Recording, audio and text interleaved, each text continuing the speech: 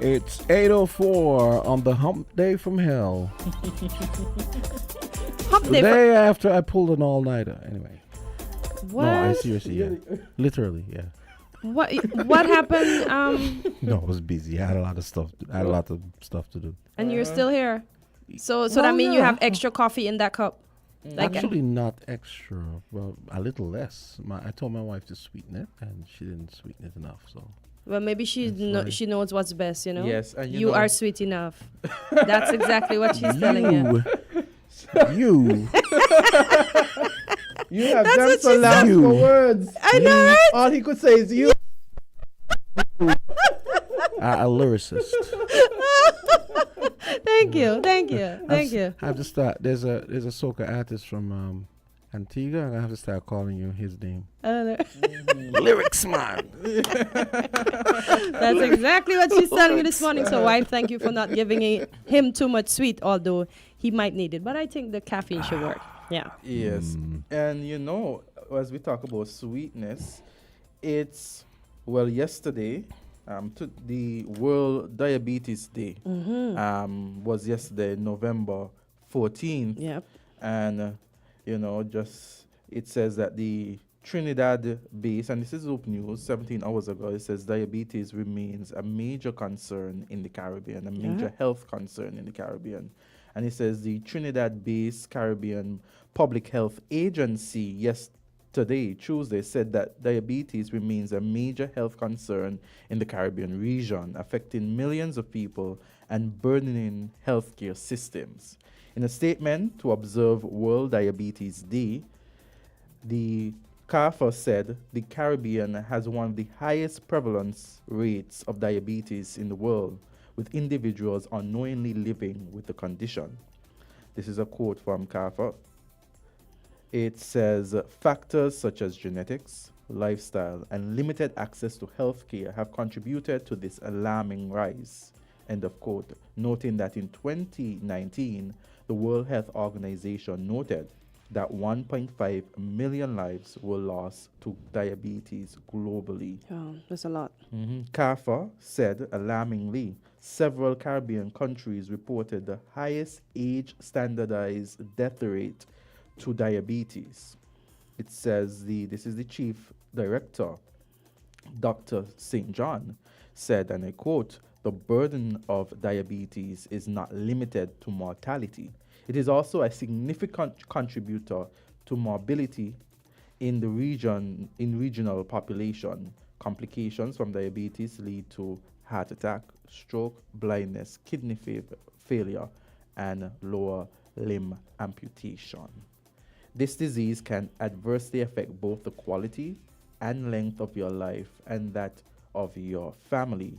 If you are diabetic, following your treatment regimen and keeping your blood glucose and blood pressure under control are important to avoid serious complications of the disease, she added. That's true. So we have to be careful because we don't know our genetics. Mine is from genetics.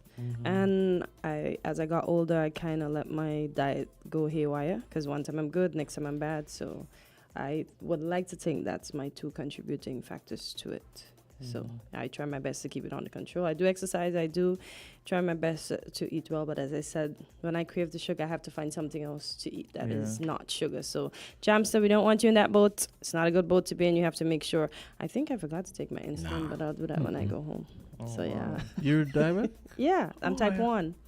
Oh, you're born like that. Yeah, so technically, yeah. Genetics. Okay. Wow. Yeah. Wow. Okay. That's not fair. It's not fair, but I try my best to take care of myself. Yeah.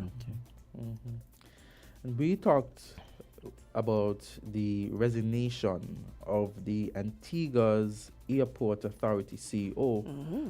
We spoke about her resignation amid a dispute with PM Brown.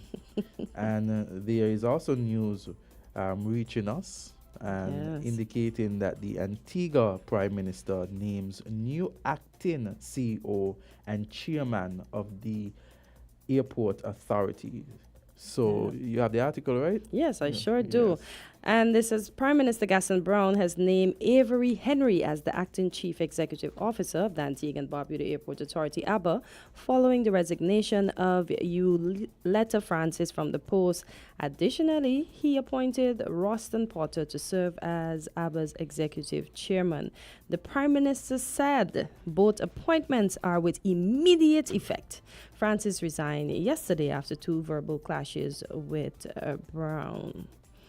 I also saw something here that he says Brown said one of 4 managers on his radar was obnoxious and rude, and he warned if continue to undermine the government, you will be in trouble. He also said, without identifying Francis by name, Brown said 4 senior managers at statutory agencies were obstructing progress and needed to fall in line or they would be out the door.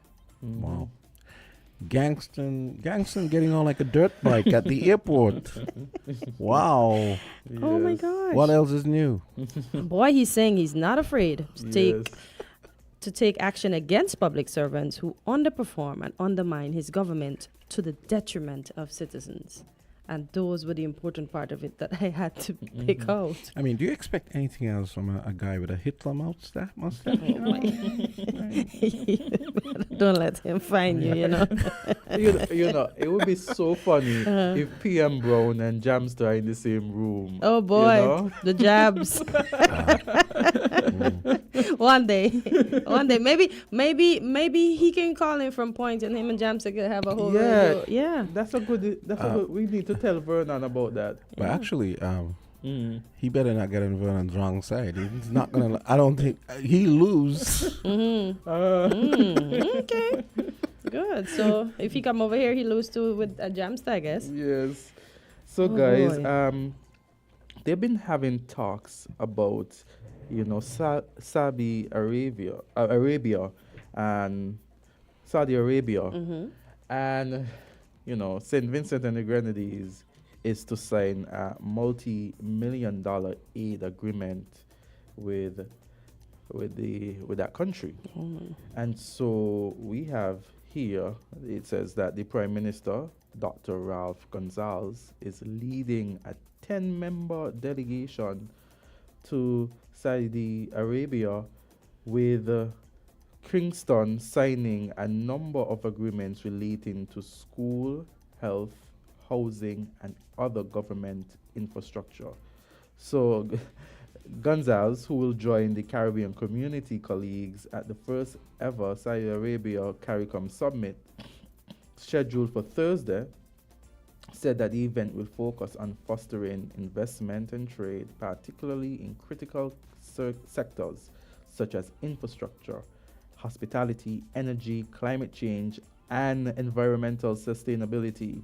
So it says that Gonzalez said that the centerpiece of US $16 million agreement would be a modern health center in South Rivers. So Gonzalez goes on to say, as you know, several of us have been building these relations, and we have signed already a US $16 million agreement, 20 years, 2% fixed rate of interest, which is quite low to do some health facilities. He goes on to say, we have paid for the land where we want to do it. The design process has commenced for that. He said, adding that hopefully construction can begin somewhere middle of next year. So this seemed to have been an agreement between him and the country, whereby the country would give a loan, US $16 million at a 2% interest rate for the construction of this facility. He says that's nothing. Where is he going to get that money to pay back? When he makes it sound, he sells it good to his how should I say, his electorate, that it's just a little bit of money for us to pay back. 20 years, but where is the tax gonna go? Is he gonna be transparent to tell them that the tax is here and this is the money we're using to pay back Saudi Arabia for the health facility that they're gonna give us the money to build on all the infrastructure in St. Vincent? Boy. I mean, I think we even had on talk shows people talking about, our country going the Okay. yeah. So there was I think there was conversation about even our prime minister going to that country as well. I Okay. think I heard it over the news. So they're going as well airways.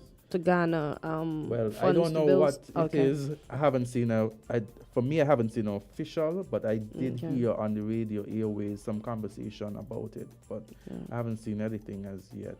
And once we're gonna get these monies to build health facilities, because our healthcare Mhm. in most Caribbean islands needs to be improved. So Well, I haven't seen any information on it. I don't know if we're going there for any monies, but Okay. I mean, St. Vincent seem to have an idea of what they want. very much so. And it seemed like this was already discussed to Boy. its population. Yeah, And that's what I'm so, saying. yes. But I hope he's transparent and telling them, oh, I'm gonna put on a little tax here. I'm gonna raise something, and this is where the money's gonna go to pay back Saudi Arabia for lending us these monies to provide the infrastructure, the needed infrastructure in our island. That's if he's including a tax. Maybe he already has it covered. How do you know these tax go somewhere for us to listen? I would like to have a chat with him to find out. But he's so smart. I always remember an interview where this lady asked him a question about the airline making profits, and that man did not answer that question until today. He went around the bush with his spokes and speaks and. Dr. Gonzalez, let me Yes. tell you, I've had encounters with him. So He is a talker. oh my gosh! I remember we had at the UE Capel campus, we had an organization called UE Stat, Students Today, Ambassadors Tomorrow, and he was one of the featured speakers for Okay. one of the lectures that is often hosted by the organization. And yeah, he can speak. Yes. Speaking the word, man's good at what he does. That's why he's managed to be the longest standing prime minister. And at one point in time, Dr. Denzel Douglas held that. When I remember when Dr. Douglas had during his time a longer period at the time than Dr. Gonzalez, and now seeing Dr. Gonzalez stretching that. Oh boy, Yes. stretch ain't the word. I don't even know what else, because he's been the longest standing prime minister in the Caribbean.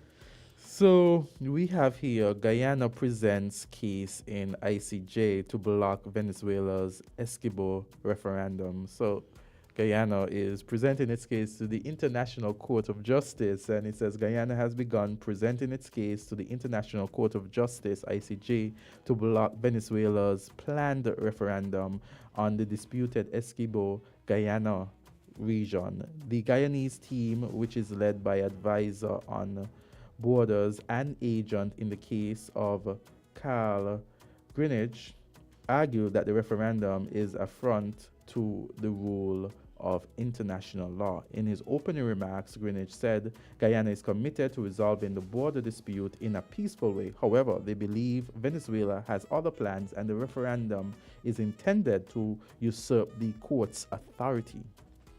So this is a quote that I'm reading. It says, for Guyana, the international rule of law is sacrosanct, and respect for it is indispensable to international peace and security. The referendum Venezuela has scheduled for December 3rd, so it's coming up, 2023, is designed to obtain an overwhelming population mandate for the government to reject the jurisdiction of the court, to preempt a future judgment of the court, and in doing so undermine the authority and effectiveness of the principal judicial organ of the United Nations, he said. It is a refusal to accept the court as the means of settlement of the dispute concerning the validity of the 1899 arbitral award and the related question of the determination of the land boundary between Guyana and Venezuela. I don't know if you and Kortensia could probably speak to this because, and I'm pretty sure Azard probably knows what goes on during elections in Venezuela. So I'm wondering if like the past has shown where they would rig elections. Yeah. Will he rig the referendum and then That's why say, I wonder you know? if, and I said that already, and I wonder if he bullied these persons to say we want Essequibo, and they just voted because they're on the duress. That was a discussion I think we had previously, and I raised the point as to it would be very interesting if the people vote one way, opposing the government's intention. Yeah. That's what I'm hoping. But given past, given. But the amount of Venezuelans that are leaving, either to go to Guyana or to go to the U.S. via Mexico and Guatemala, etc. You don't think they'll be done with that, right? No, I don't think these people are done with that. These people want better, and that's why I'm saying I don't understand why, for all these long, as we would say, donkey years, why these people still wanting Essequibo so bad. Like, stop. They are. I swear. You realize it's actually similar to what's going on in Russia and Ukraine. Boy, yeah, because Russia's playing big bad bully, wanting Ukraine back into some. Yeah, I mean, Russia is the largest country on the planet, and you still want Moldavia? I know, greedy. And Ukraine is the second largest country in Europe, you know. Yeah. So greedy. He wants everything. Russia. Not nice of him at all. One big bully. All of them are just bullies. I mean, that's why I really hope the courts help Guyana to just beat Venezuela at this. That's why I always laugh when I hear like Russians, and you hear Russians calling the West imperialists, and I'm like, really? Hey, pot, meet kettle. You know?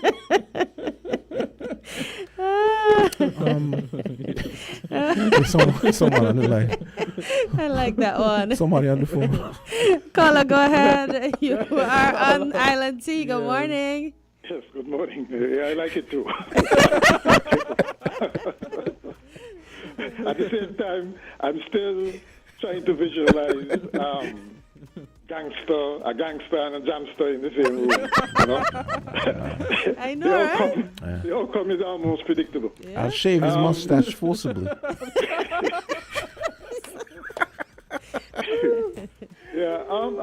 But one thing with gangster, Mr. McMahon messing up. Gaston Brown. One thing with him, right? He comes over as a no-nonsense kind of person. Yeah. Yes. Right? And you got to give him that. He I mean, his style might be offensive to some. I agree. But one can argue that he gets things done. Yep. Okay? He's not going to be pussyfooting with what he wants done. Yeah. Some may say that's dictatorial, but in the final analysis, he still has to face the polls, and he has to have something to show. With regards Ralph Gonzalez, I bet you all didn't know that Ralph Gonzalez was considered one of the most radical people on the K-Ville campus in the late 70s, early I think I've heard the stories. I kind of gathered that because I've heard the stories. Yeah, I've heard him refer to himself as the Rasta man himself. Hardcore Marxist-Leninist. Oh, wow. You know, and to see him mellow into just another politician is really kind of surprising. All right, but he again is another one who at least seemed to have clear objectives for St. Vincent, and is definitely working hard to achieve them. He at least have things to show, and that is why I think he's still in power more than anything else. I mean, he's not particularly flamboyant and so on, like some of the others. I think he can speak, and we know West Indians like a good talker. Yeah. But that apart, at least he delivers something. So that's good. With regards the Guyana, the Venezuelan referendum, are they having the referendum in Venezuela among all Venezuelans? Yes, it's in Venezuela among Venezuelans. So how is that supposed to impact the question of who the land belongs to? Well, I guess if depending on how the Just vote pressure? goes. Well, I'm thinking, depending on how the vote goes, he'll probably go and give a speech and say, "The people have spoken. We invade tomorrow." And then what? No? And then what? We We invade. invade tomorrow. Yeah, we Yeah, invade I think tomorrow. Guyana needs to really be on their guard because I think those people are plotting and planning, and I hope Guyana is listening to all. Well, the- that's true. But because really and truly, he can present the world with a fait accompli. Just matching there, as you said. Yes. And they're there. And the world will condemn. They'll do pretty much like what's happening now Yes. in Gaza. They'll condemn and say, let there be peace and all that kind of thing.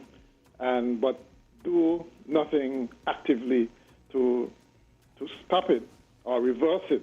Yeah. You know, that I guess should be Guyana's fear, right? But what can they do? What can Guyana do but appeal to, the good graces of the UN, the International Court of Justice, and so on? They really can't do anything, which leads to the other point.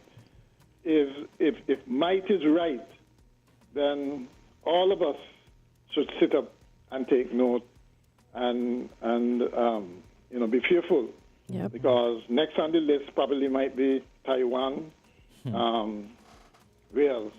All these little regional conflicts. You go on the next places just because you can. You can't have that. That's chaos. Yes. Right? So, yes, we should stand up and be on the side of Guyana. At the same time, we know that war is bloody and innocent suffer and so on. So, where possible, we really should try and come to some kind of,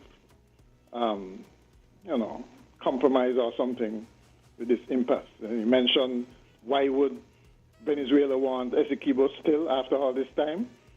Well, if there's oil and diamonds Minerals, and whatever yep. else people have been fighting for over the ages, then of course that's why they would want it. So, Okay, Mac, we have another call. Yeah. You can call back. All Yeah. right. Caller, go right ahead. Yeah, good morning to Hey, you guys. hey, good what's up? morning. Good morning, everybody. How you guys doing, man? Good, thanks. Good Yeah, morning. specifically concerning the Guyana thing. Wrong is wrong, right is right. You know what I mean? It seems like these lands there in Guyana has been decided upon from way back then or whatever. Now, because oil is in the mix, Venezuela is now coming trying to annex these land property. That's really wrong. That's out there and it's wrong. But we have a big Guyanese community in St. and Nevis, and the Prime Minister, when he had that press briefing the other day, and somebody asked him that question, he slide-wind around it. You know what I'm saying? He slide-wind around it. And the Venezuelan community in St. and Nevis should call him out for that, because no matter how it is, man, wrong is wrong. Okay, caller, And- we have and another. this is- We have another caller. Caller, go right ahead.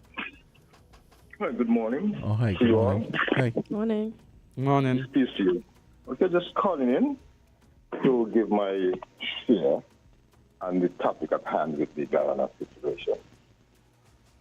Both countries, one, are friendly countries to sector because I think they're friendly with them.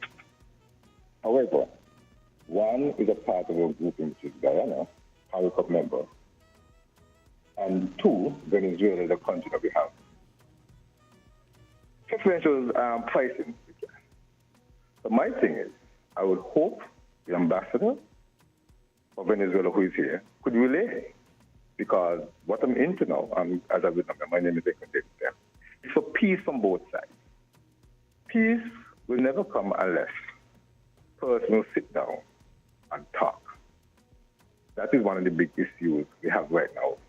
Even if you want to take the situation with Ukraine, remember, that president Vladimir Zelensky was about to negotiate until something happened, and it stopped. Talking is very important. Even the great book, the Bible, said, talk to your enemies, and if you offend someone as quickly as possible, go and make amends. Because it's a historical thing that transcends right down. They inherited this problem. And there's a number of reasons why. But I read an article where I think it was the Venezuelan people, I don't remember which one, but a government official is saying they do not really want to go to war, they want to negotiate. But sometimes, you know, when other persons get in the mix, sometimes it creates a problem as opposed to, especially when you have interests, especially from a geopolitical point of view. When you have interests, we have an issue. But that has a history, because I don't know if you realize, back when time in the history, when the U.S. and Venezuela were good, you realize they were on different sides as well, right? You all know that? Yes. Well, so it's a yeah, historical thing. And therefore, peace, for me, as someone, because when we reach into governments, we will have to sit down and negotiate with all these persons, talk with them. So my thing is for peace, for those persons to sit down as a team, hash things out, because I'm sure if they sit down and talk, talking is better than having a war. Because not only those persons in Venezuela and Guyana will be affected, we too will be affected. So I think our Prime Minister, because she's our Prime Minister now, whether this gets sorted out now or not, and our diplomats is try to reach those persons, because we might be small in size, but I believe if we approach to let them know, plus your neighbors and your friends, and sometimes history interact, because don't fool yourself. Venezuela was part of it, was occupied by the English as well, the British, and that is why the conflict is there. So those areas were, so you see, it's a historical thing, and therefore it's to maintain. We do not want war in our area because it creates problems for human lives, for economic reasons, and all kind of things. And therefore, it is important. I'm appealing to those persons here in our country, especially the ambassador. Communicate with your government. Let us get peace, because peace is what will save lives. War is what it is. Doesn't matter what anybody says about war. War was made for killing, and persons innocently will get hurt. It's not in the day when one person from one country go up on one point from the next, and who win that battle? The country win. It's lives, children of people, fathers, even mothers and wives, husbands go out and fight war.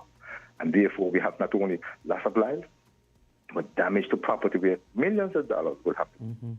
So thank you so much, Carla, for your contribution. We're going to take a short break now and get back to you. Thanks for allowing me to make a contribution.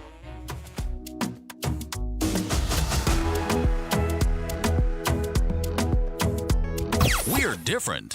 We're 98.9. 98.9. Win FM.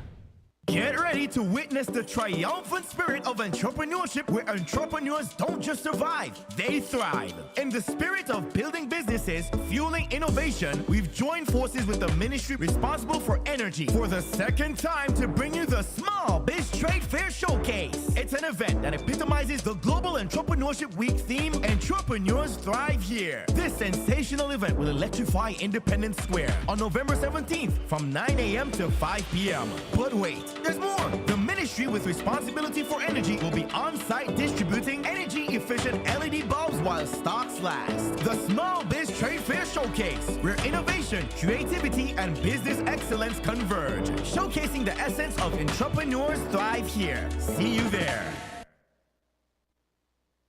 Riddle this, riddle that. Horseman's Furniture and Appliances and Ashley Furniture Home Store is again giving away hundreds of thousands of dollars in cashback for free groceries with every hire purchase. Will be given back this coupon season. Happening now. Hundreds of thousands of dollars in cashback coupons to all our hire purchase customers this coupon season. Starting now until December 2023. You get absolutely free groceries with every hire purchase at our Horseman's Furniture and Appliances Appliances stores on St. Kitts Nevis and our Ashley Home Store on St. Kitts. So riddle this. Where can you get quality furniture and appliances at great prices with a flexible FlexPlay plan and with absolutely free groceries with every hire purchase? Riddle that. Cashback at Horseman's Furniture and Appliances on St. Kitts Nevis and our Ashley Home Store on St. Kitts. Riddle this, riddle that. Horseman's Furniture and Appliances and Ashley Furniture Home Store is giving you over $250,000 in cashback and a chance to win free groceries for a year. Riddle that cashback. Terms and conditions apply. See store for details.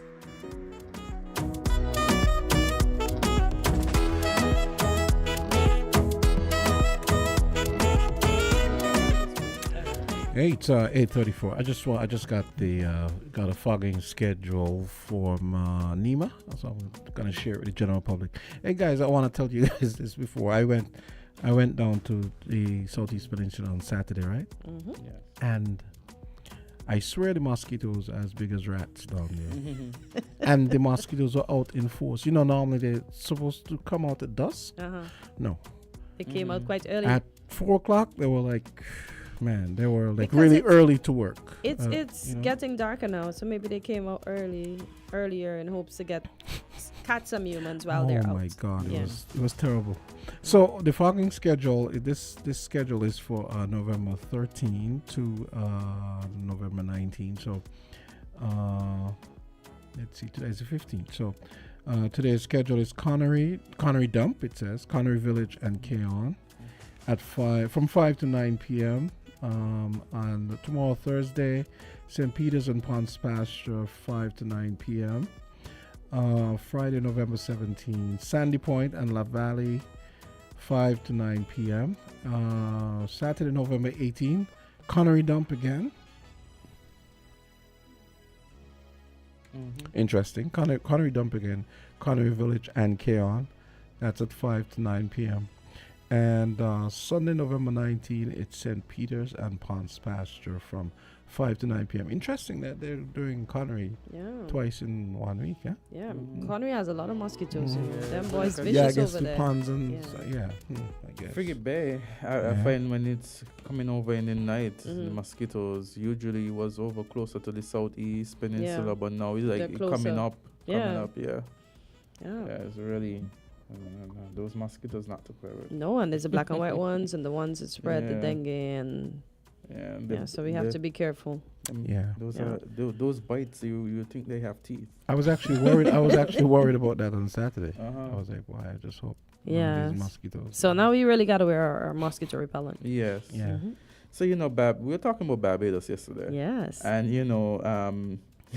just 17 hours ago, I don't know if they were listening us, but Look News sent an article out and they said Barbados private sector group welcomes new corporate tax structure. So apparently the Barbados Private Sector Association has welcomed the announcement by the Mia Mottley administration to make changes to the corporate tax rate, describing the move as timely and palatable. But the private sector group notes that while the adjustments help to end current uncertainties regarding the implementation of a 5% global minimum tax rate.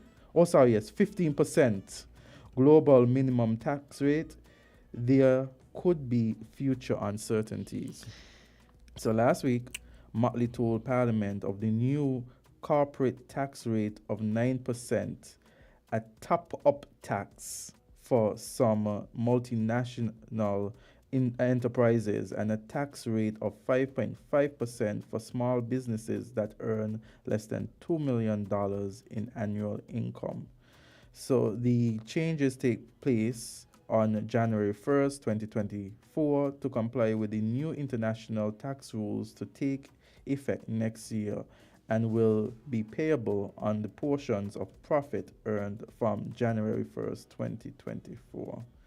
So this is a quote here. It says, the ministerial statement is timely in order to advance to an end. The private sector notes that the rate, as announced, whilst a significant increase from the current rate, is yet moderate when compared to what pertained in 2018 and prior. So it says, within the context, the increase represents a palatable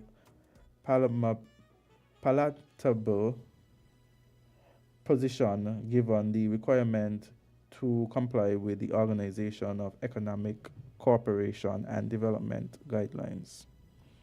They make taxation look so easy in Barbados, but I guess their Prime Minister, Miss Mia Motley, she does so much for them that they are maybe they're okay with the steps she is making because they receive the benefits. Can I say it that way? Because it would be wonderful because we have so many discussions maybe to get maybe a caller or maybe a guest from Barbados, you know. Maybe you should get Peter to call about that, maybe. Peter will come? Yeah. But isn't he just for... Huh? Isn't he just... He's an economist as well? No, but I mean, he's a bright guy, and he's from Barbados. I mean, he should we be able had to speak on. we had Asokori Beckles. He's an economist. Maybe you can, maybe Azard can link. And then maybe we could get somebody, somebody, you know. I want to say, maybe in our position, just to see how the experience is there with the taxes, you know. Yeah, I mean, what I heard, was it yesterday? Someone said that they don't do income tax. That she had lifted. She had. Oh, is that no. Yeah. The tax was different. They don't. They pay tax on fuel, not on the road. No, but I mean, do they pay? They still pay income tax. Yeah, right? they do still pay income tax. They get tax left, right, and center. But things are good because they get a little free school. The healthcare system is good, and the roads, all those smooth, lovely. The development is booming, and it'd be good to see how the average citizen feels about it. One who is taxed. No, like somebody from the small business. Or something like that. Well, you know, we could get that discussion going. Yeah, it's funny. I was talking to a friend yesterday, and it was kind of a follow-on from what he heard us talking about yesterday. Yes, and we were talking about Barbados, and he said for a long time the economy's always been kind of fragile, and so I was asking him. I said, I wonder why that is. But I guess the thing that keeps them alive, I was telling him, my read is that the thing that keeps them alive is it's like a delicate balance between the fact that they have more economies of scale than us. And they have a lot of industries. Yes. So that's probably what keeps them. Because, I mean, look, they make a whole bunch of stuff. Yeah, they produce we stuff, we always hear that, you know, the economy is so soft and stuff. And you know, you've heard about over the years about their debt woes and so on. You know, they do. They have the issues about all the things they manufacture as well, as you say. But they find some reason to shine regardless. Yeah. So, you know, more on the story as it relates to the UK. Oh boy. Listen, do you see, what did it say? When people fall out, mouth open and Tory jump out. Do you see? Yeah, all the story about it's like you weren't supposed to be prime minister, but I voted for you, and this is how you treat me now, and blah blah blah, and you did this, and you didn't follow up on policy. But then I heard a minister, I think it's Mr. McFadden, said that the Tories cannot, or they have a way where they, let me say the exact thing that he would have said. He said, the Tories don't need people changes, it needs policy changes, and the Tory party cannot do that. And if you hear the discussion between Braverman, and the news agencies, basically what she's saying is that she supported him on the basis that he would make certain things happen. Certain decisions, yes. And that he would support certain decisions. To date, those have not been, And so now that she has been asked, so to speak, she is now speaking out and talking about the reason why she supports. But do you think she was asked to speak? Because the reporter was saying that you normally get this letter 8 hours after they're sacked. Hers is 24 hours. So he says like she sat there and she just articulated. But if you looked at the language, based on the language is so, you know, English is such a language. When you look at the command of the language and the way in which words are put together, it's fascinating the way in which I just, words, they're so powerful. And the way in which she was able to craft it, I was like, wow, what a job. I know. And it's like, okay, so if he's going to run again, because I think she is going to contest for leader once the Tories lose the election, the upcoming election, and then she has more dirty laundry to air. And it's funny that it's the dirty laundry she's going to use to achieve her ascension to the top, if that is possible. And if it is possible, because if you listen to a lot of the statements that she has made, they're very controversial. Boy. And you're wondering if it is somebody who makes statements such as that would be supported as a leader. Listen, I hope her ethnic group does not vote for her. That is how I feel, and I'm going to honestly that say she makes on her own ethnic group. Oh my God. She basically said, right, the Indians are the ones that overstay the most in the UK. How dare you? Have you looked in the mirror? So it's very fascinating based on the discussion, and based on what is happening. You see so much. And so more is going to unfold. We just have to stop and wait. And I was actually looking at someone giving a detail. This is going to the U.S. now, based on the situation now. Biden versus Trump, because Trump is still leading in the polls as it relates, regardless of the number of things against him. He's still leading. And what's wrong with society? What's wrong with the world? What's going on? And the strange thing that this individual made a video predicting that in 2024, if the poll is consistent and there's no change, because between a year a lot of things could happen. Indeed. And so if it's going now, based on what's happening now, then it's possible that Trump could regain presidency. How could we put people like that? Based on his analysis. He hid when it was his turn to go to war. He hid. And for people that went to war and defended his country and his right and his safety, he's making fun of them now. And he actually looks at people who willingly go to war with contempt. Yeah, because he hid when it was his turn. You know what he said about McCain? But it's good. Yeah, that's why he was uninvited to the man's final. The thing about it with him, he is unconventional. To the point that you just used up your understatement quota for the whole year. He is such a.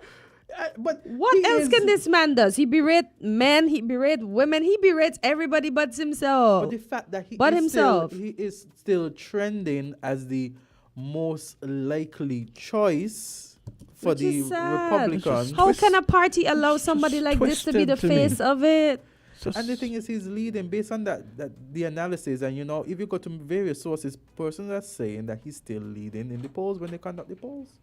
But how can you vote for somebody that basically doesn't want to pay their taxes, treats people like trash, talks bad about people that defended the country, is in court right now on multiple charges? That's not a leader, that's a devil. I'm sorry.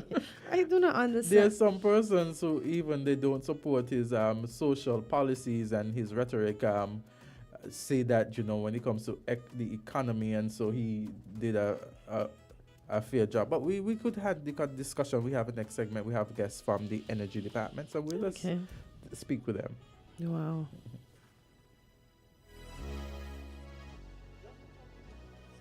Yes, okay. So I am just disheartened that I know that this trial that they're wasting their time on, nothing is gonna come of it. And as Azard said, you are going to see who's the president. I am hoping that that's not the turnout, but the predictions but it's gonna be interesting, It's gonna be interesting. So we have the representatives from the energy department here with us. Good morning, Good gentlemen. morning. How are you guys doing? Yes.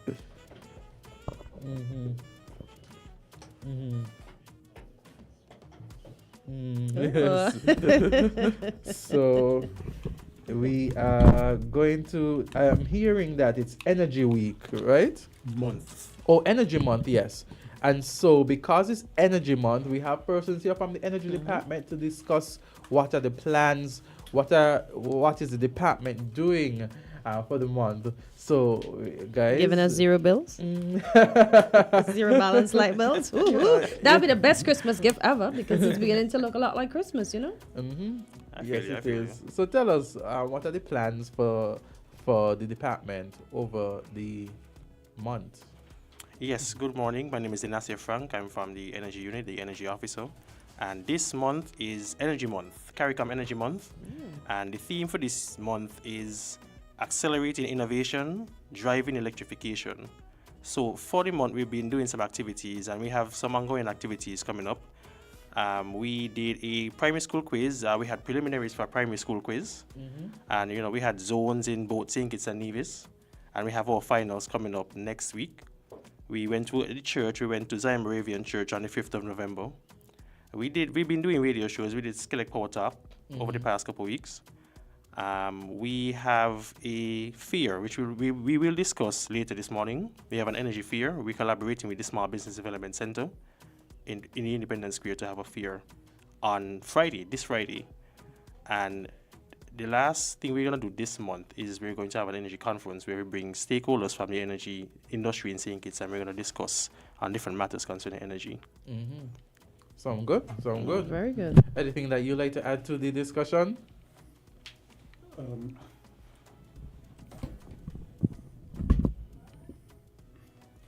Yes, I would like to point out the importance of energy in our life. Almost everything you do depends on energy. You cook, you cooling, to get the water to you for your transport and everything. So a lot of people take it for granted that they're not aware that they're using energy when they are doing these things.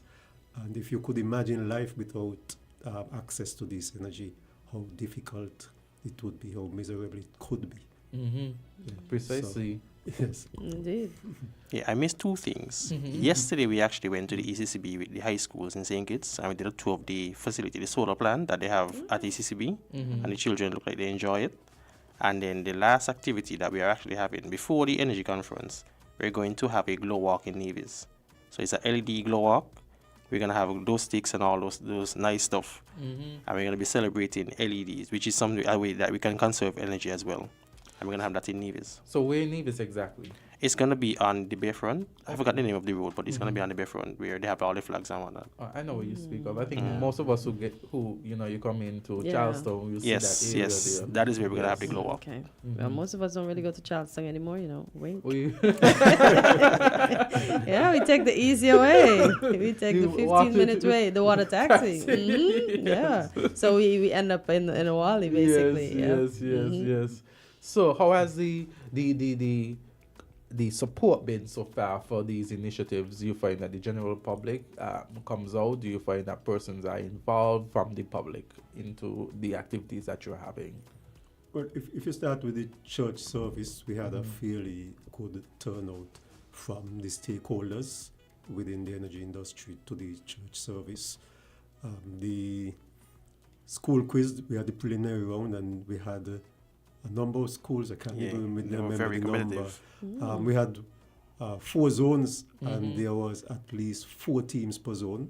So the schools did participate. Yesterday we went to the ECCB, and we had a big contingent of school children. It was 3 per high school in the whole Federation, St. Kitts and Nevis, and only 1 school didn't turn up. 1 high school didn't turn up. So we have been getting good participation. Which other activity we would have had? I think that was about it for now. For the quiz, the competition concluded? No, we have the finals on the 23rd. Yeah, that's what I'm gathering that it has not. The finals, there are 4 schools in the finals. Tell us who these schools are. From the west is the Sandy Point Primary School. From the east is the Sadler's Primary School. From Bastia, it's the ICCS, and from Nevis, it's Elizabeth Pemberton. The Elizabeth Pemberton Primary Congratulations to those schools. Oh, wow. Yes. So next week, Thursday, it is the 23rd. It will be at the Kuna Conference Center, and it will be streamed live. Oh, wonderful. So all the questions will be geared towards energy? Well, energy and STEM. Mainly energy, but we have some STEM questions as well. Oh, wow. And those kids, they're on point. They're always on point. Listen, this generation is very good. Yes. What is it, though, that we want the public to know when it comes to energy? Well, firstly, the energy fair, we're going to have a lot of different stakeholders. And like I said, we're partnering with the SBDC. So there's going to be entrepreneurs selling their products as well at the event. Well, the theme, as we said, is accelerating innovation and driving electrification. And one of the things that we're going to be doing at the energy unit booth is we're going to have a bulb drive. So the same LED bulbs that you were talking about, we're going to be giving them out for free. So you said you have the bulb. So do we have to bring something to get something, or are we just getting free? Just bring a bag. Okay. Okay. That's good. That's good. Indeed. So again, because this might be something that persons miss, tell us about Just Bring a Bag. Give us more information about that so persons could capitalize on it. Yes, so like we said, we're going to be giving out LED bulbs. You bring your bag, and we'll give you the bulbs. Okay. It's So you bring your bag to the department. No, you bring it back to the square. We're going to have it in the Independence Square. Yeah, at the energy booth. How many bulbs will you give us? I can't say just yet. Because you said bag, I can't say just you yet. want to see somebody shop with a whole suitcase out of a bag, you're going to fill that with bulbs? We had a bulb drive last year, and people went with boxes. So Ooh, okay. it all depends on what happens on the day. Okay. But we're So going to be all you have to do is bring in used bulb. No, No, just bring a bag. nothing. Just bring a bag. Just bring your bag. Come and bring a bag. So come line up at the booth, because I'm sure now that everybody heard that. Everybody's going to go there, because everybody wants to pay less with their light bill. And these bulbs are going to help us consume less energy, right? Yes, LED bulbs consume less energy, yes. Yeah, so everybody going to go with their bag, so we better go early, yes? Yes, we start at 9 and we finish at around 3. 9. But that's kind of rough, though. Some of us are not able to get to it. And then if now we go during our lunch period, and then we spend a whole hour and we still don't get any bulbs. How else can we get Maybe these they bulbs? have thousands of bulbs. No, but as at the queue, the time. We have to go back to work. Yeah. We only have an hour. And then it's from 9 to 3. Some of us work until 5. And some of us work in the country. Can't get to the Well, square.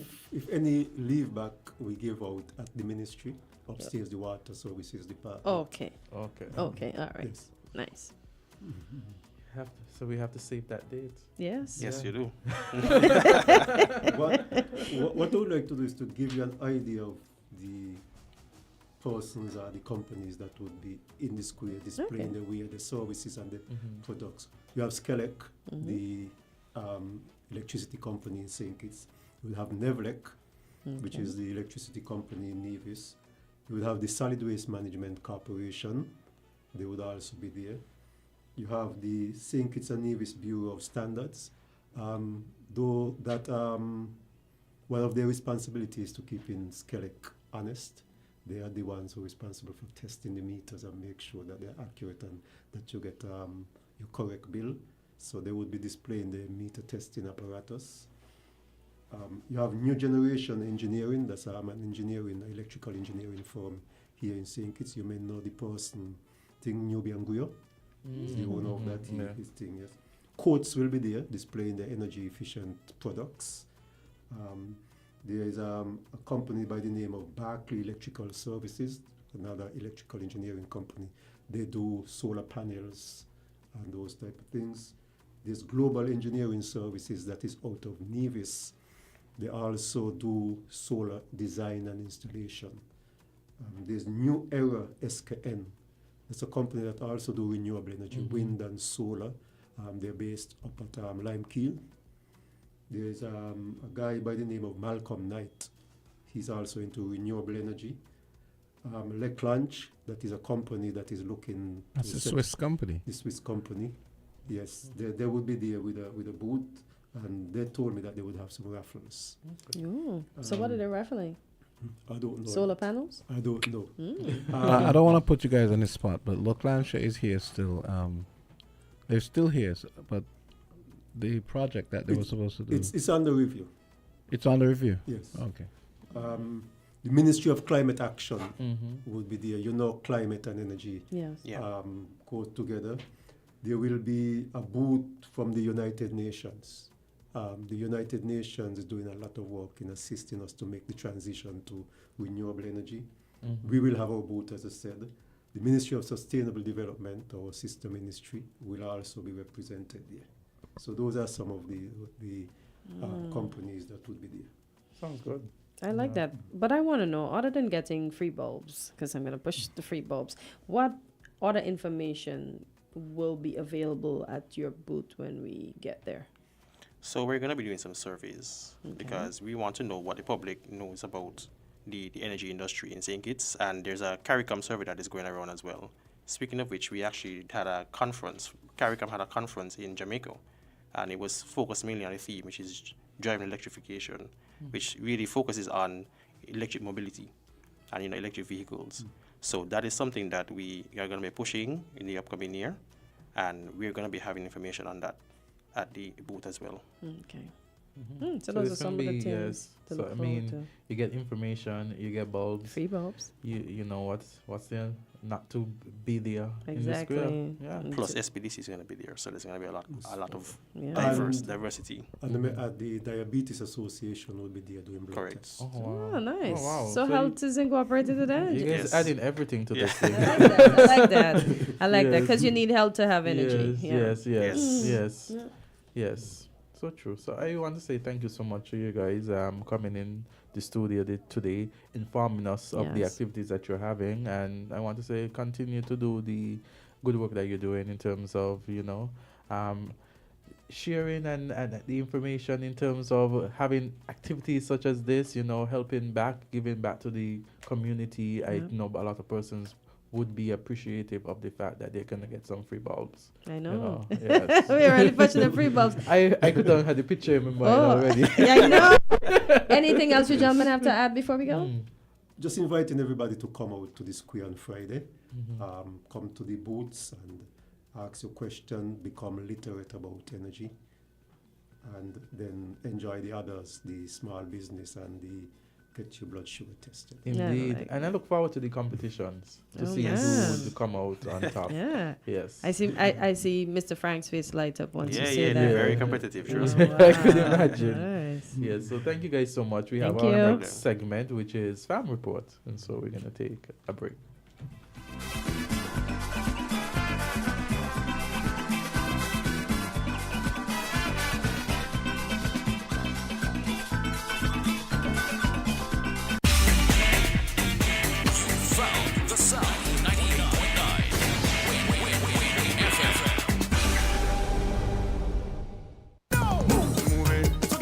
St. Christopher Children's Home 12th Annual Family Walk Run is back. Join us on Saturday, November 18th at the Royal St. Kitts Golf Club for an afternoon of fun and fitness. The event kicks off at 3 p.m. with registration and warm-up. Adults $50, children 6 and over $25. Paid tickets include a popular event shirt and barbecue lunch served by the St. Kitts Marriott Resort. Tickets available at Harper's Office Depot, Four Ways Restaurant and Bar in the Circus, Royal Beach Casino, and online at events.jad.cash. Complimentary transportation provided from the Sands Complex and the fire station every 30 minutes beginning at 2:30 p.m. until 6:30 p.m. We'll see you at the St. Christopher Children's Home 12th Annual Family Walk Run. Are you tired of constantly having to repaint? Then it's time to level up your paint game with Harris Paints. With Quantum I-12 technology, Harris gives you better colors that last longer and takes less coats. So this Christmas, level up your savings with 15% off 1 and 5 gallons of top quality Ultima Plus available at TDC. Then, with each purchase, play the Harris mobile game for chances to win the grand prize of $3,000 cash. Now that's a level up only from Harris Paints. We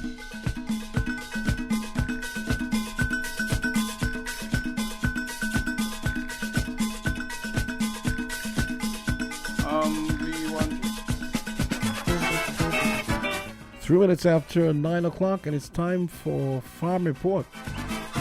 And we've got 2 members of the consortium on deck.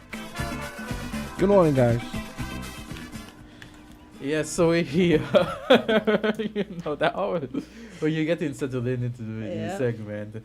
So, as Jamster indicated, Farm Report. So, guys, tell us what are we going to be discussing this morning on this edition of the Farm Report? Good morning again. I'm Esmond Henderson. Good morning. I'm Blyden Goody. Morning. Good morning. And this morning we are without our chief leads spokesperson, which is Mr. Flanders, who, again, we want to thank very much.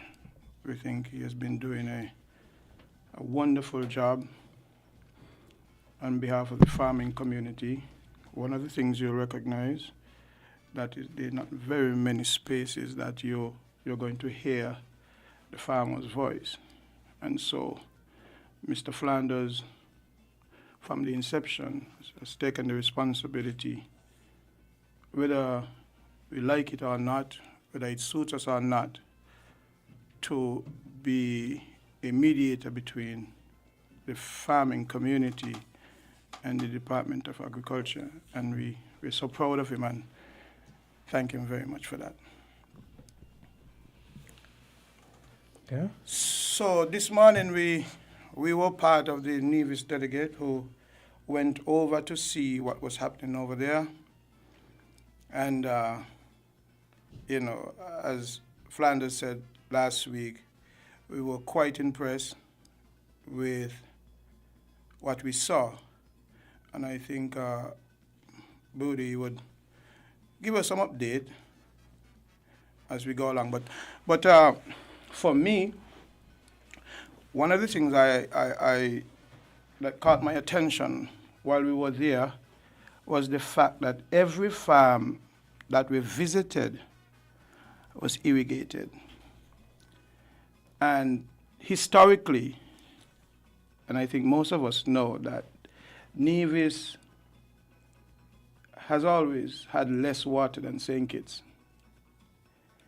And it tells me that it is not about the quantity of what we have, but the mindset of the government with the farmers and Nevis, that if it was 10 gallons of water, the government saw it fit to prioritize agriculture to give them 2 or 3 and making 7 available to the general population. And that spoke a lot to me.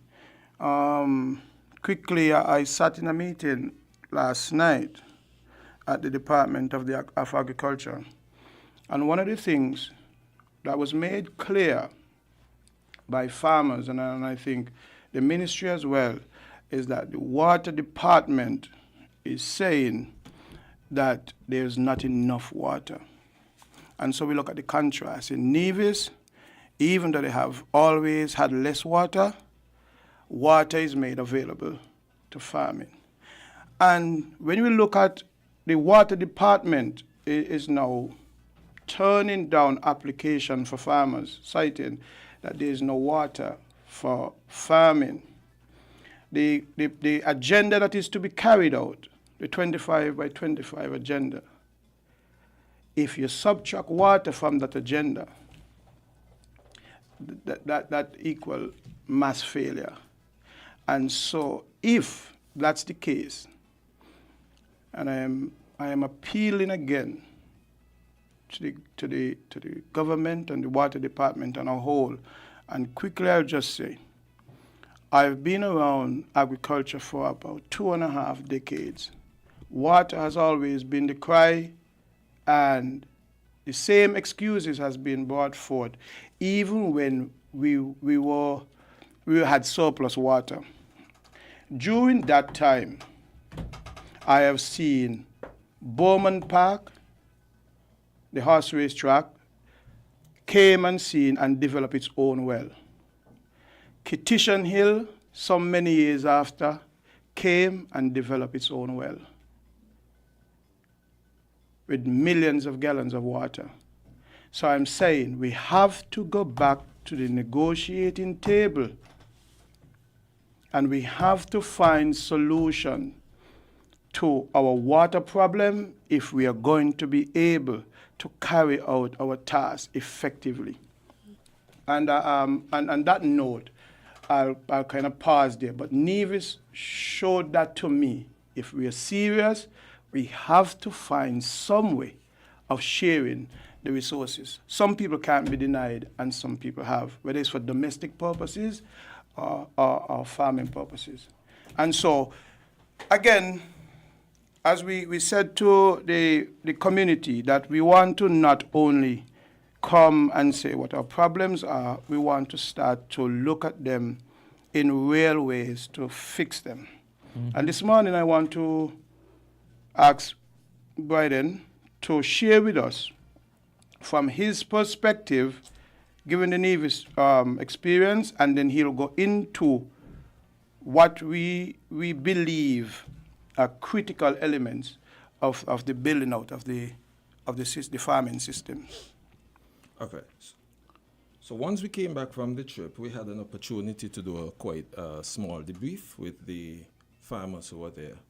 And we must say, kudos to all the farmers who made that effort. That speaks volume for farmers to be able to leave their farm and see it important to venture over into Nevis to gather information and experience and basically to reassure them in what they're doing. They are not alone. And so we understand that farmers are on different tiers. We have farmers who are, occupying 2 acres, half acre, 20 acre, 15 acres. So we know that farmers are on different tiers. Some are commercial, some are just basically subsistence still. But we understand that all of it coming together is what's going to make the industry move forward. And so once we got there, farmers were able to see new things. And then that is what we're going to bring back to implement into our own ways to move our own business forward. Some of it was just reaffirming with them, seeing things that they're doing so that they know, what they're on the right track. But wholly, the experience was awesome. We were able to see different, from hydroponics, greenhouse, to crops, fruit tree production and everything like that.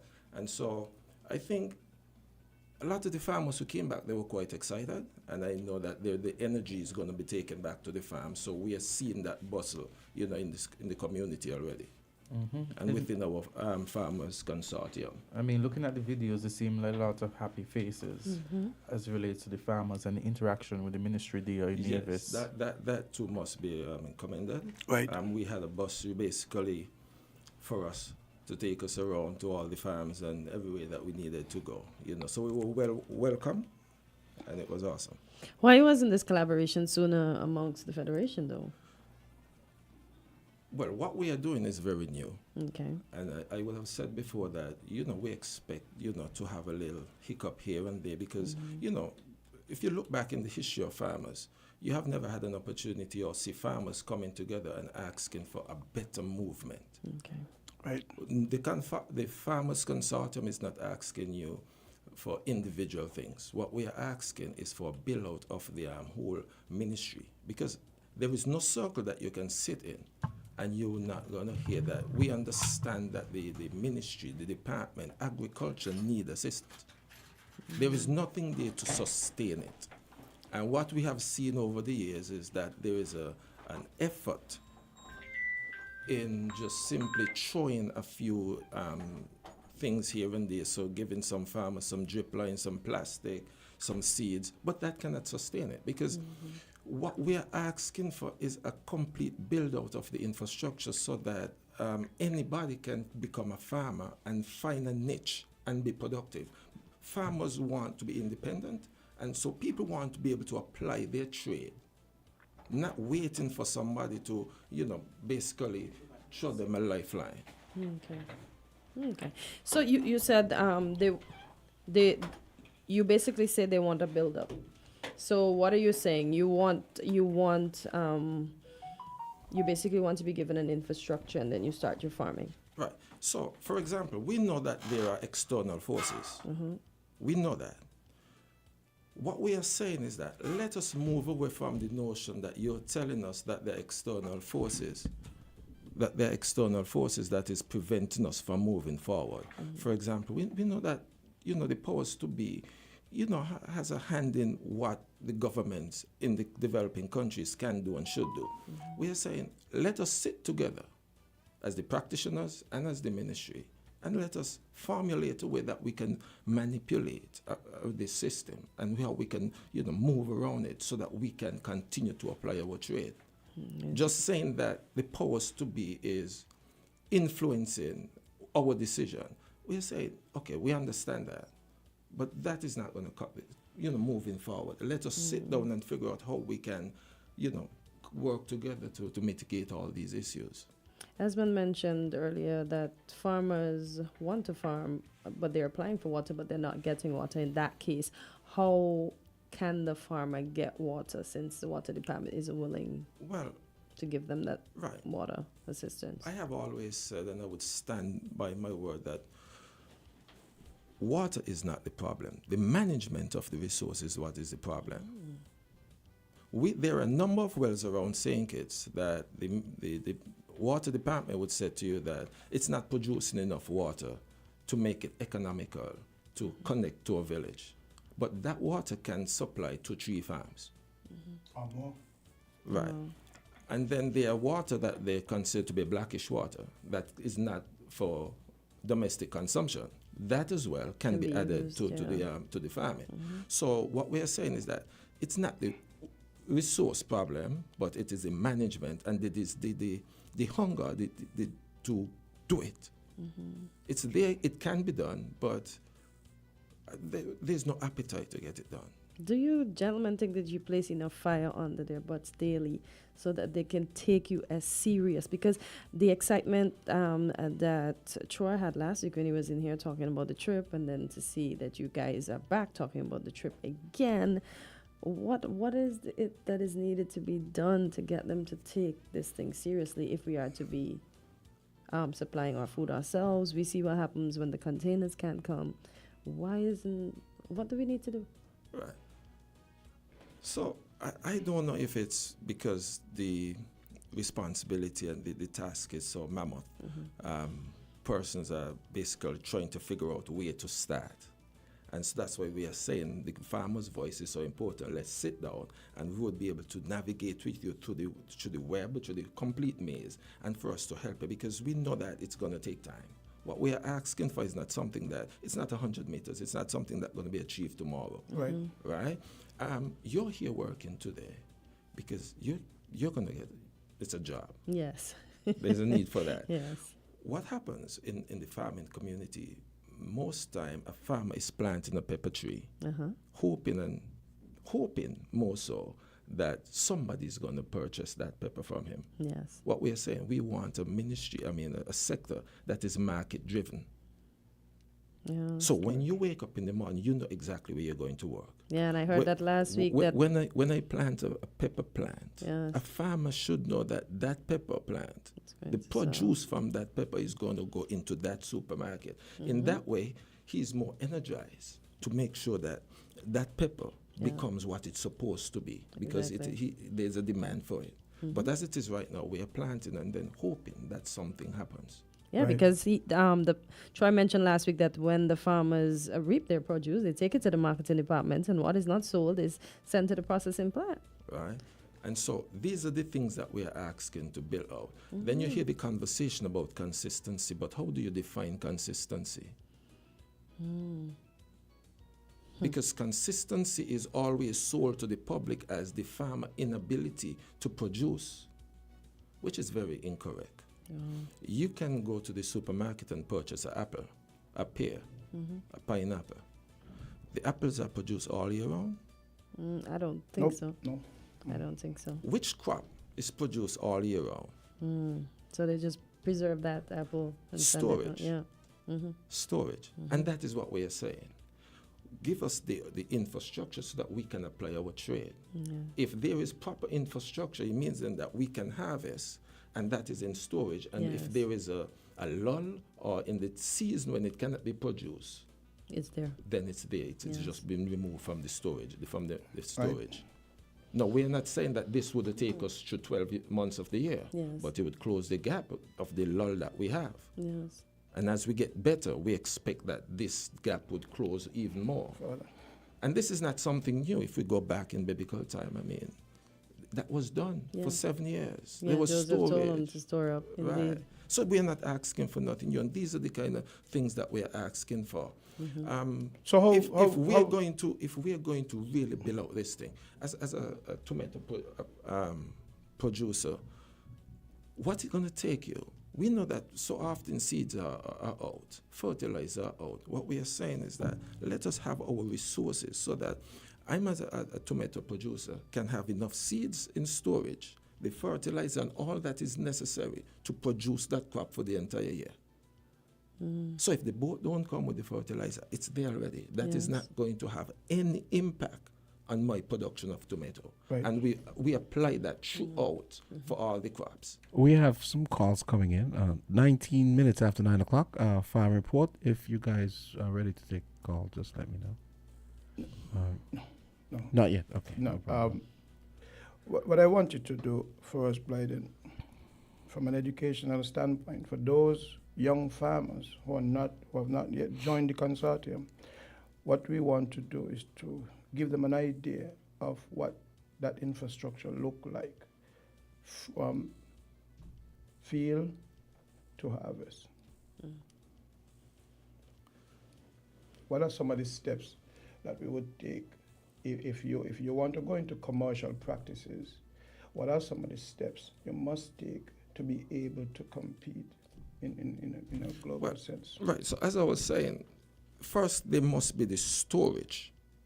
So once you have your produce, it is placed there, because we always say that you're not supposed to be going into the field. It's not the best practice. If you have a contract, you're in the field harvesting something to take to the supermarket or the market at the time. Right. So that would have that. But I also saying that your seeds, your fertilizer, everything should be in storage, so it is accessible. It's there.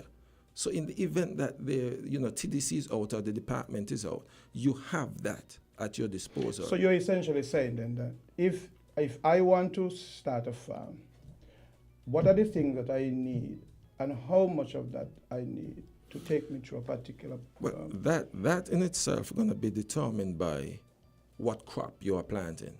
So Right. for example, if you're doing sweet potato, it would be important then for you to understand what would be the best form of storage that you're going to have.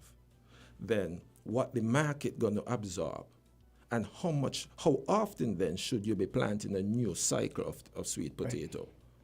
When you say storage, what do you mean by storage? A shed knocked off Right, anywhere? so we know what happens in like tomato. You need a cool storage, like that.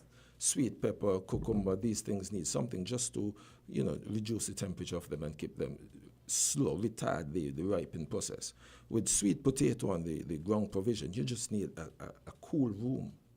So who provides this? You, the farmer yourself, has to provide this, or are you asking government to provide such a facility to hold your stuff?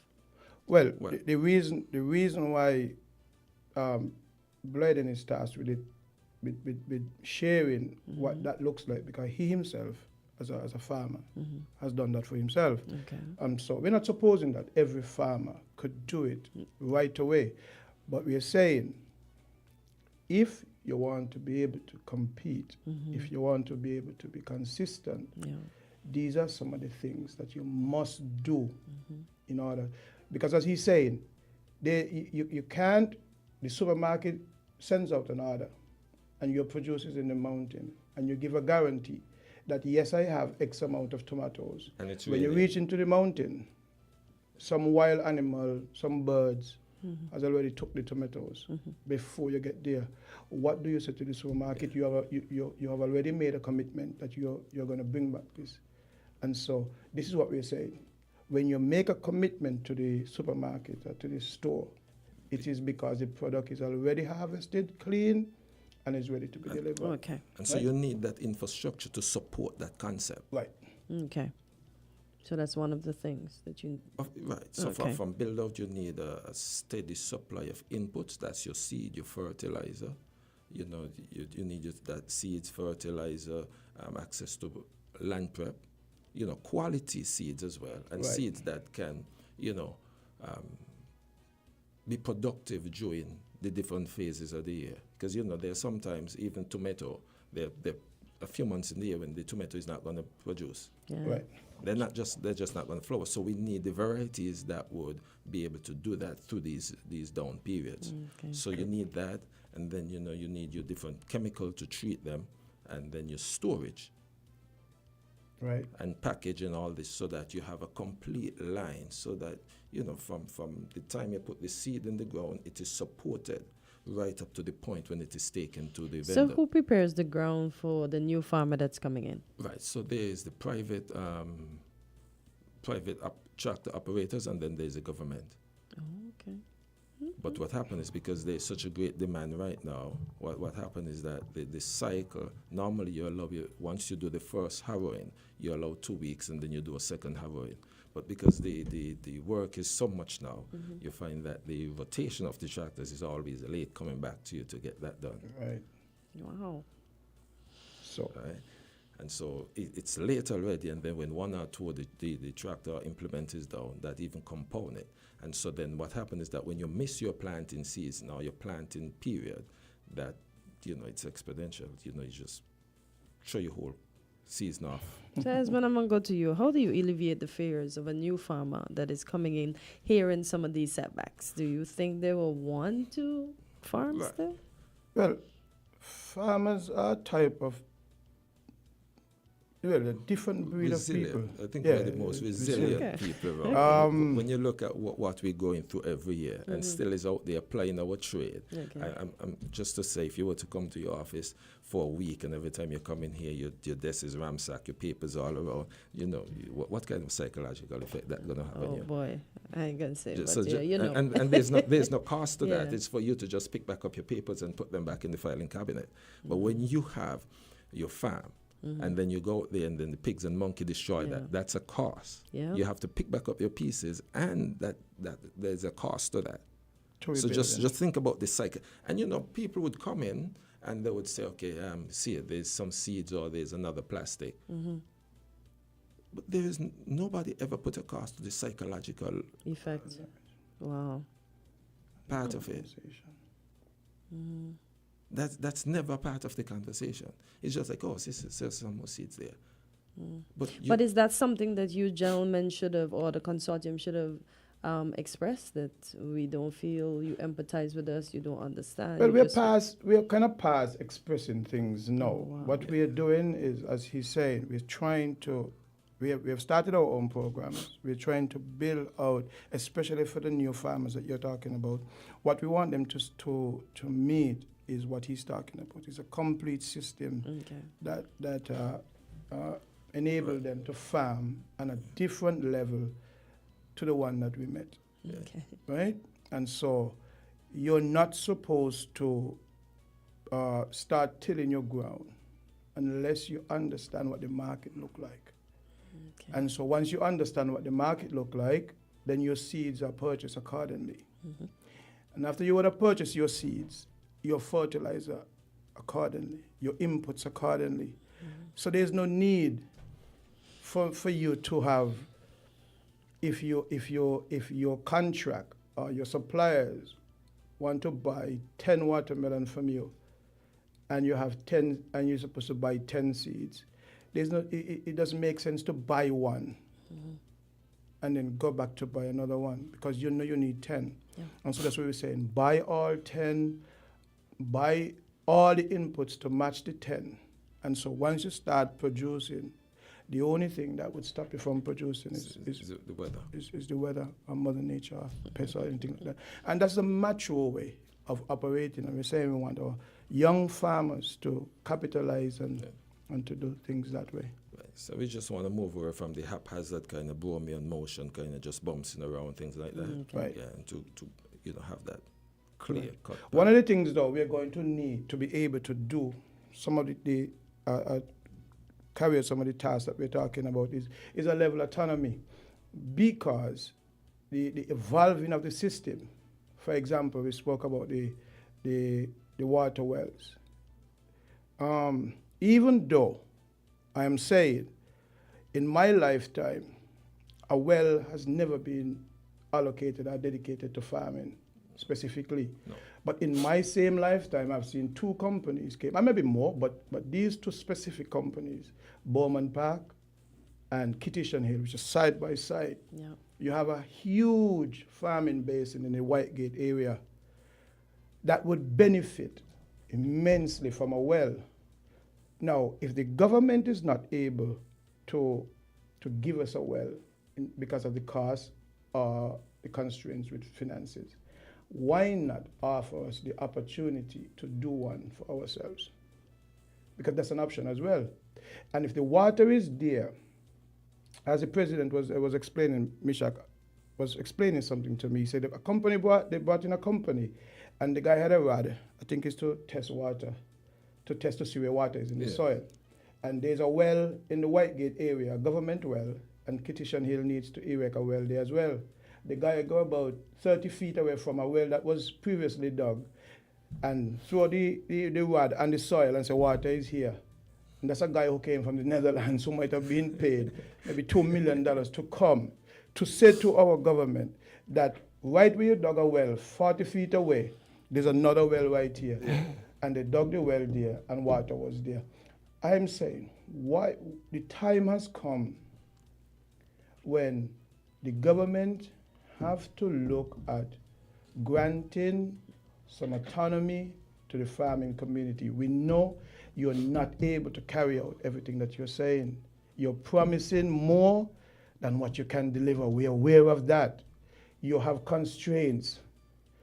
And even sometimes it's not money, it's the allocation of resources, right? So you have resources, but you have to give it somewhere to somebody else. We are aware of that. So we're not buying into the government saying it's going to do everything for us. Right. And so that's why, again, it always going to come back to having that voice.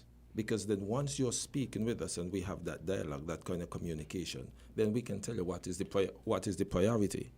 Okay, guys, it's 9:30. Farm Report continues. We just have to take a break for the sponsors of this day part. That's Rams. And we're going to come right back.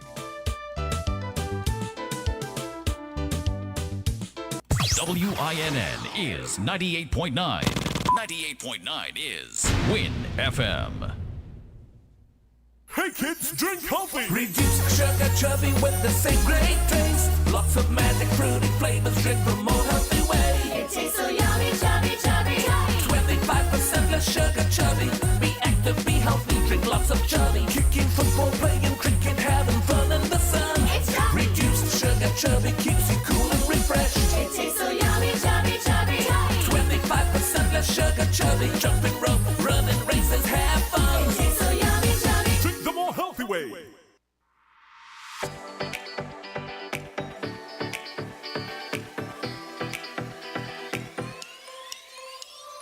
Rams the good food people, always there to serve you. Rams the good food people, locations right near you. Rams the good food people, in-store specials for you. Rams the good food people. Rams.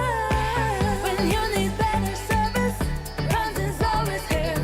Better value, better prices. Rams is always here. Rewarding your loyalty. Rams is always here. We are community. We are family. We are family. Rams for you and me. We are community. Rams for you and me.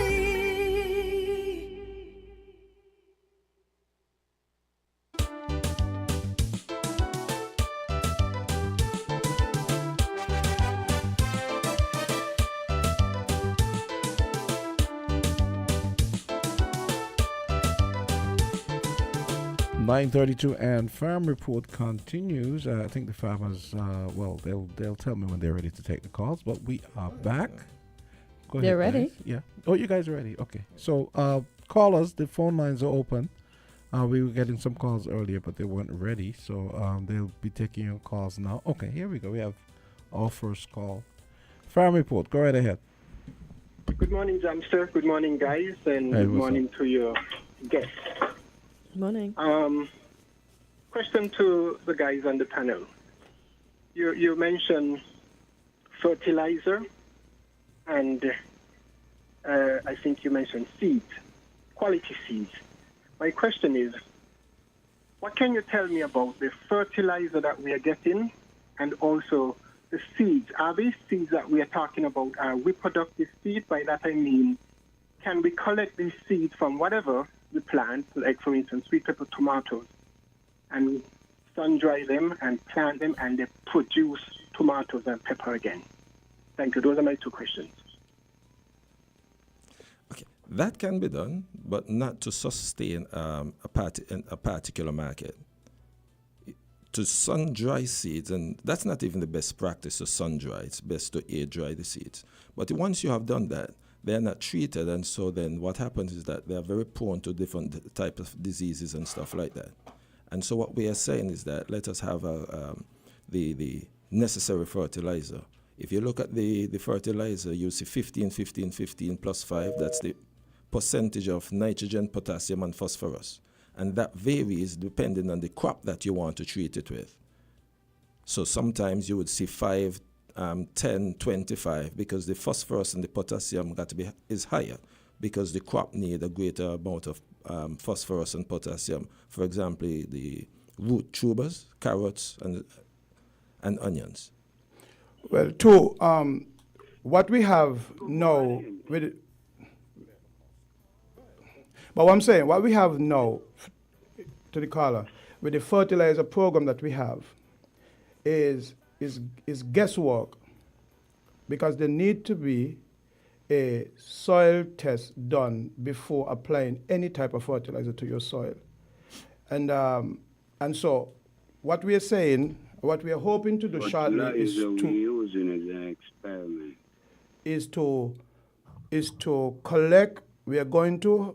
I think the president is saying that we are going to collect soils from around the island, and we are going to send them off for sampling. And by that, we are going to know specifically what type of fertilizer we would need. Based on the deficiencies that we would collect. Wait. Go ahead. Messiah, go ahead. Sorry about that. I was just letting the farmer finish his thought. Hello? Yeah, go ahead. Hello? Go ahead. Hello? Oh, Yes, you say go ahead? Yeah. I was just letting him finish his thought. Okay, listen to me, right? To begin with, the fertilizer, the donation from the Kingdom of Morocco that the farmers are being forced to pay for is an experimental thing. Right. What they are doing with this fertilizer that was donated that we shouldn't be paying for is gathering real data as to how it works. So that's where we begin. The passive resistant thing can work. The administration is reversing psychology, where the farmers are trying to point out incompetence. No, we ain't going so far. Are trying to point out areas that can be improved, which would, in the end, be beneficial to all of us, because the interest of any man in agriculture is to plant. We love to see a great crop. It's the only reason that we invest time and money. There is no assistance, no help. If the government, for example, 25-point-something million dollars, if you look in the budget, not the whole budget that the man get, cause other things in sports and so. For agriculture for 2023, that the government allotted 2023 done, and we do not have a tractor. Take a page out of Nevis. Every farm was fully irrigated and protected against the pest, the greatest pest, the monkey, with current at the top. So the monkey got a problem. It was protection. This kind of thing ain't gonna work. We in St. Kitts must wake up and realize that the people we pay for the service, ministers come down the line, if they cannot deliver and it becomes necessary to change a whole administration to secure food for the people, then the people have no choice but to do so. At this time, we are talking yesterday, taking the conditions worldwide, with wars and everything else going on. We're listening, and if we are up to the time, we must know that food security is imminent. Forget people going on boat and come visit your land. Ain't coming. We need to know that at least for 6 months, you can secure food for your people. You see how short the time is saying? It's going to be much longer. It's going to be perilous. The boat, them ain't going to come. What they are doing in agriculture is nothing. The Minister Pet Greenhouse Program cannot guarantee food security in the country. There is thousands of acres of open lands, and until the minister can wake up and see the benefit in cultivating, like the rest of the world, you don't see Ukraine and them guys mat and greenhouse growing grain to feed the rest of the world. They need to wake up. The whole system is suffering, no disrespect, from bipolar. They are in a state of psychosis. They need to wake up, come to reality. Bless my people. Thank you. And that further emphasized the fact that we were talking about the fertilizer. It's a mess. But again, one of the things I want to make clear again is, while we're not saying that we want the government to do everything for us, and I want that to be clear, while they are providing some services, and we're saying that those services are not always available, there are regulations to stop us from providing some of those very services for ourselves. And so, at the moment, one of the things that we're moving heavily towards are post-emergent herbicides. And we find it difficult, very, very, very difficult to obtain those at the department. But then to import them is even more difficult. Even though you could see them, you could find them, you could research them and find them, it's even more difficult because the process and the pesticide board has made it so difficult for farmers.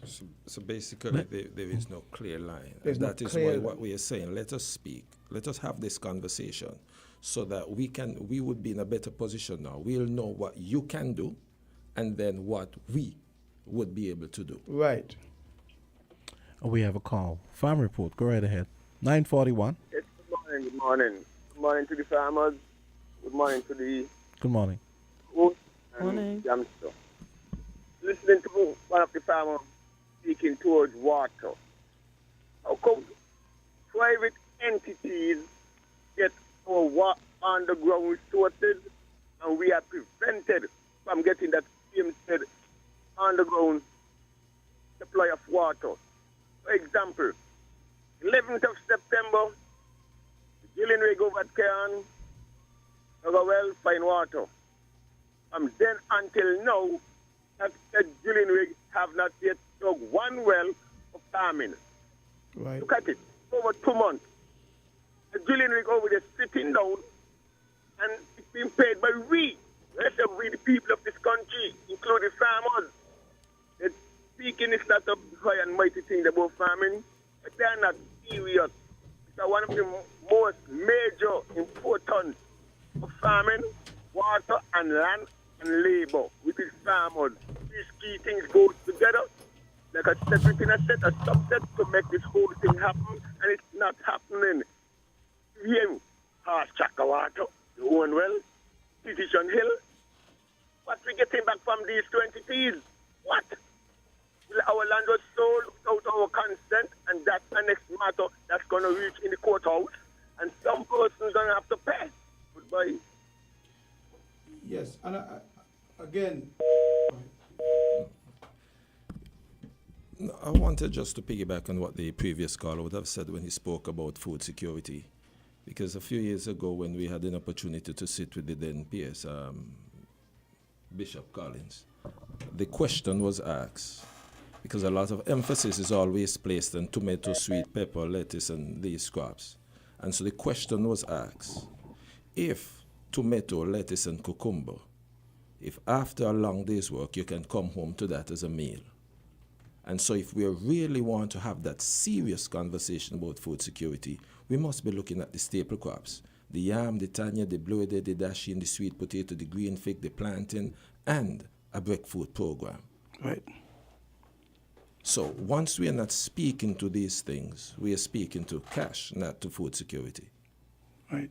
And I want to make it clear to the last caller and to farmers in general that we're pleading with you to join hand with us in the consortium, because this is all of us fight.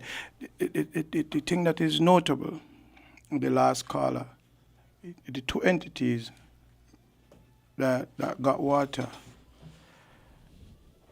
even though that is visible, and that is one of the things that we are struggling with. We spoke about the concession that the hoteliers are getting. When we ask, when we lobby, our lobbying, our asking has to go to Parliament to be approved. While it is evident that it is happening already for external companies, for example, the Ministry of the Water Department has said to the government, the Agriculture Department, not to send any more requests for water, while we are saying that 2 wells were dug. In my lifetime as a farmer, and water has always been the cry, never once it was proposed that a well should be dug in these 2 farm belts for farmers. But yet we see that, but we just have to stay quiet. We just have to stay quiet and look at that happening. And I think one person told me, well, they probably have the money to do so. I remember last week you brought up a very good point. You said you guys were appealing for a lot of the touristic concessions to be extended to the farmers. Did you guys get any kind of response, official or unofficial? Have you guys ever received any? Unofficial is that the matter has to be taken to cabinet. Yeah, has to be tabled in cabinet. But we were promised that by the next sitting, we would have some information back from that. All right. So for us is just wait, as you were saying, what if we ask the Department of Agriculture to tie the salaries of those who work there to our progress? Once we don't progress, they don't be paid. So performance-based. Right. What if they put a stop on their salaries until we start doing well? I mean, the department would be empty. Nobody would want to work there. But there's just this freestyle feeling and conversation like saying, you have to wait. You have to wait. And if you lobby beyond... Because as I said earlier, there is not another area where you're hearing farmers' voices in a collective way, challenging the system. There's a call. And if... Okay, farm report, go right ahead, caller. Me.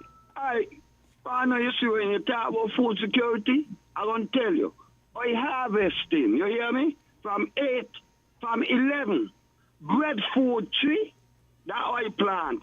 I put breadfruit in the supermarket. Yesterday, the government tractor destroy completely at least 8 damage, about 15 bread nut trees. You hear what food man are talk about? Right. A real thing. But I noticed you. I don't know if you know what's his name over there. I don't know if you noticed I nodded when you mentioned the breadfruit, because that's one of the crops I've always thought. Why don't we have breadfruit orchards? At least start a pilot so we could have breadfruit. It's going to happen shortly. Because I can send out and I can do a plug here for them. The young lady, Chevron and Brandon out of Sandy Point, is actually doing breadfruit chips as we speak. And so they're already in supermarket. They're already filling restaurants. And so they're stationed really at Shigidi Shack. So for the caller, you can reach out to them, and I'm sure they would be interested in buying breadfruit from you because their market is opening and they're having a greater reach. Right. Caller, go right ahead. Farm report. It's 9:48. Go ahead. Yes. Yeah, good morning, guys. I like that comment that guy just said. Tied his salary to this success. But my thing is that, we're hearing the outcry about agriculture for so long now. I'm sorry to say this, man, but along that line of that guy comment is like, if these guys don't pick up the pace, then, the agriculture minister, he's going to lose his position. It's going to come down to that. Simple as that, man. We see where part of the world is going. Sinkis Nevis is so small, man. You guys got to get self-sufficient in food to feed your own mouths. These wars and these conflicts are popping up everywhere. And when them boats don't come, y'all don't want to sit there and starve, bro. You can't be reactionary. We got to be proactive. Right. If agriculture fail, man, we just remove the whole department. We place them out from head to toe. We put new people in there to run this stuff. I'm sorry to say the first person that will lose their position is the agriculture minister. You know what I mean? But yesterday on another program, the man is talking about like 5 tractors, 2 new tractors, and 2 is in rotation and 1 is down. We arguing over 5 tractors. We should have ample tractors just sitting there. You know what I mean? For Sinkis and Nevis, I don't know the amount of tractors we need, but at least 24 tractors or more should be just sitting there, man. This is why I know these guys can't be serious, because number one, they need to increase them on the tractors and have some mechanics and maintenance department got to be created. All this is going to create jobs for people. They must have some mechanics to maintain these tractors so that they don't be down for too long. And the other part of my comment will be the land.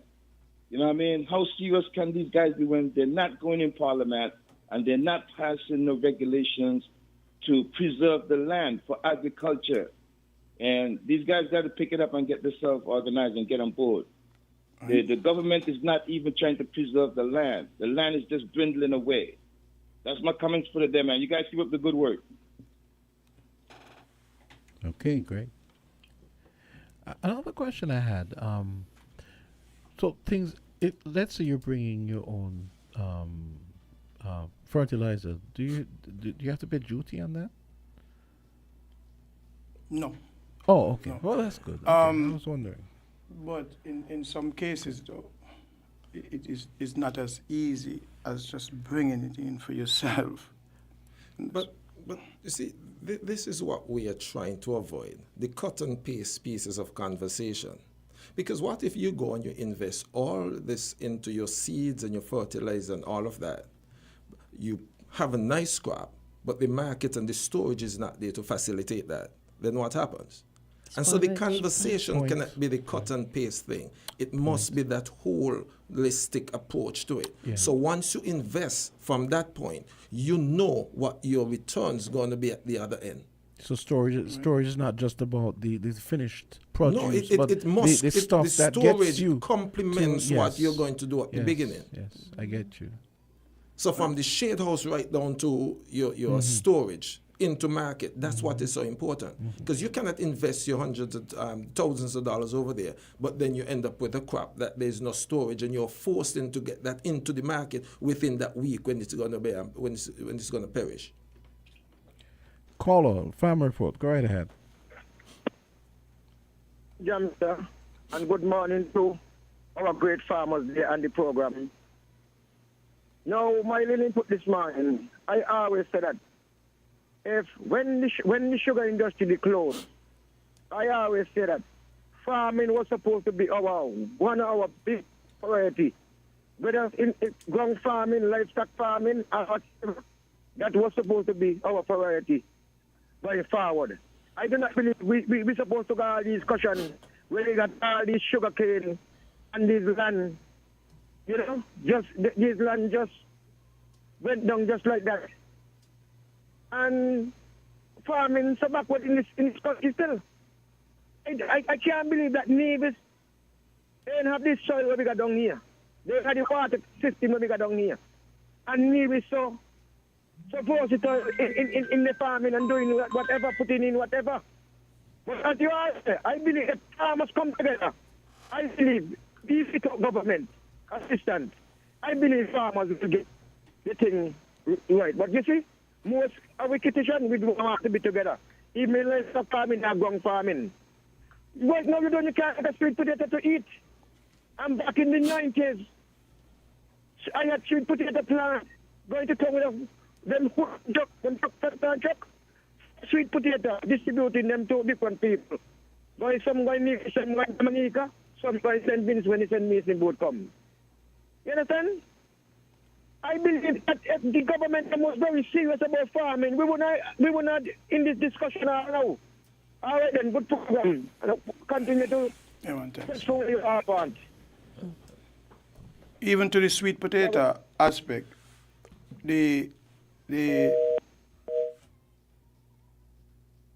once the summer months start coming up, you'll recognize if the sweet potatoes don't have water, they're not going to tube. So right now, there are hundreds of acres of sweet potato that was planted July, August, September, but they're not going to produce because farmers planted them on the basis that rain might fall. And if you recognize this year, the rain delayed right up to about November. And so those are some of the issues that we're talking about. We're just here. Sometimes we miss, sometimes we catch. There's no consistency. And the very thing that is there to help us to be consistent, there is an announcement that do not send by the water department. And I'm appealing again because we must have this conversation. No project, no agricultural project could be had without water. If water department only have 1 gallon of water, a quarter of it must be dedicated to the farming community. We are not going to sit by idly and have water department say to us that there is no water at this point. The arrangement must be ongoing. It must be progressive. We are saying let us sit together as a farming community and the government and water department and begin to see how we could best serve the farming community. We are not going to sit by and listen. The water department says stop sending application for water while external entities are coming in and accessing water wells. Please, farmers, let's join together. We deserve better than what is happening to us. Okay. Any final words? Yeah, well, what we're encouraging is the community as well to come on board and really support the farmers, because we think that agriculture can be that sector that move the country in a very, very, very, very positive direction. One of the things that we have or thinking about, trying to formulate it in the best way, is investment. Where citizens, normal citizens like you, can come and invest in a farmer, whether it is a particular crop.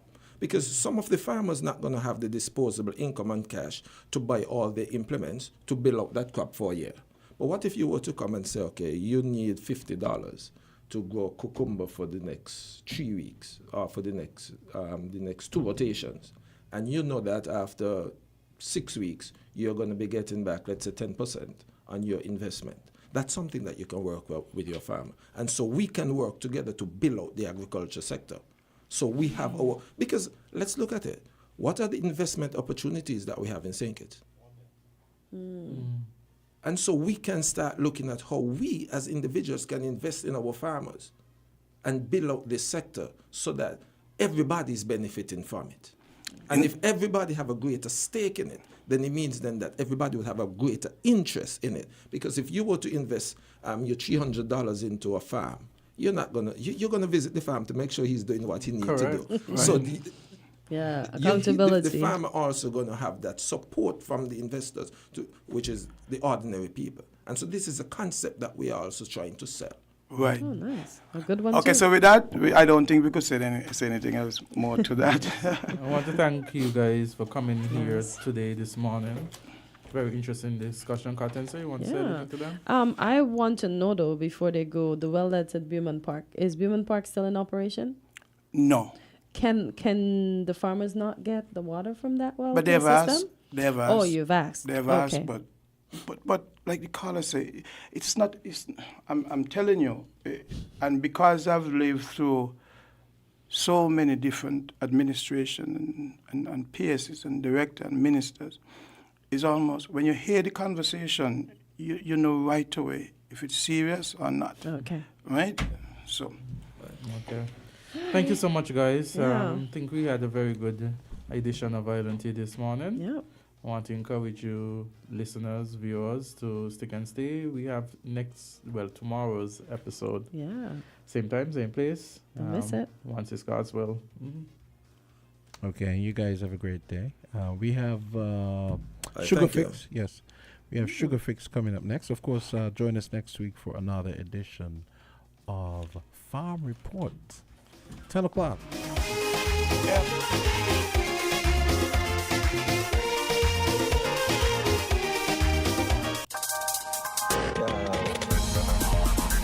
We're different. We're 98.9.